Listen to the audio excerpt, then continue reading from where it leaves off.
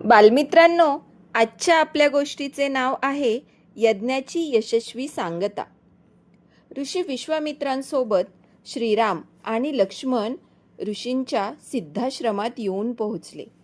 तेथे ऋषींच्या शिष्यांनी आनंदाने फुलांचा वर्षाव करत आपले गुरुजी श्रीराम आणि लक्ष्मणाचे स्वागत केले.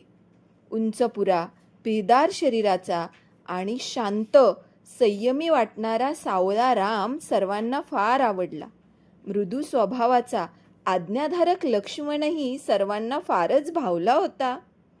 आश्रमाचे वातावरण फारच प्रसन्न होते. तेथे स्वच्छता, टापटीप आणि कमालीची शिस्त होती. आश्रमात ठायी ठायी सुगंधी फुलांचे ताटवे फुललेले होते. मोर बागडत होते. सर्वत्र कसे प्रसन्न वातावरण होते. दोघांचेही मन त्या वातावरणात रमले. दुसऱ्या दिवसापासून आश्रमात यज्ञाला सुरुवात झाली. पवित्र मंत्रोच्चार वातावरणात घुमू लागले. सारे वातावरण त्यामुळे मंगलमय बनले. तिथल्या वातावरणाची अनुकूल अशी तापसी वेशभूषा श्रीराम आणि लक्ष्मणांनी धारण केली.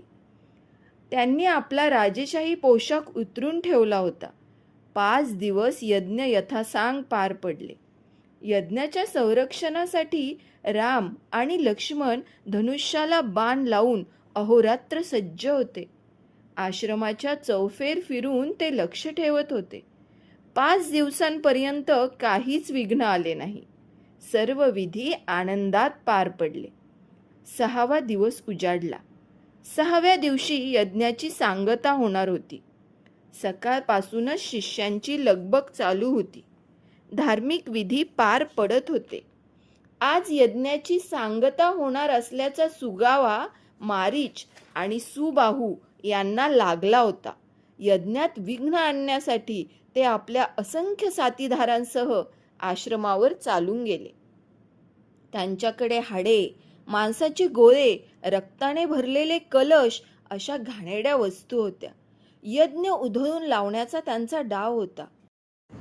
जे लोक दुष्ट प्रवृत्तीचे असतात त्यांना चांगल्या गोष्टी सहन होत नाहीतच, चांगुलपणाला ते विरोध करतातच. मारीच आणि सुबाहू देखील तसेच होते. म्हणून त्यांना यज्ञात विघ्न आणायचे होते. राक्षस चाल करून येताच सज्ज आणि सावध असलेल्या श्रीरामाने एक असा बाण मारला की मारीच एका क्षणात दूर असलेल्या एका डोंगरावर जाऊन पडला. तो आदळताच त्याला सुबुद्धी झाली. त्याचे विचार बदलले आणि तो तपासाठी निघून गेला.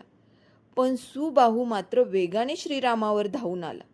रामाने त्याला एका बाणातच धारातीर्थी पाडले. सुबाहू मरून पडला तरी त्याचे साथीदार चौताळून हल्ला करत होते. त्यांनाही राम लक्ष्मणाने ठार करायला सुरुवात केली. ते बघून काही राक्षस जीव घेऊन पळाले.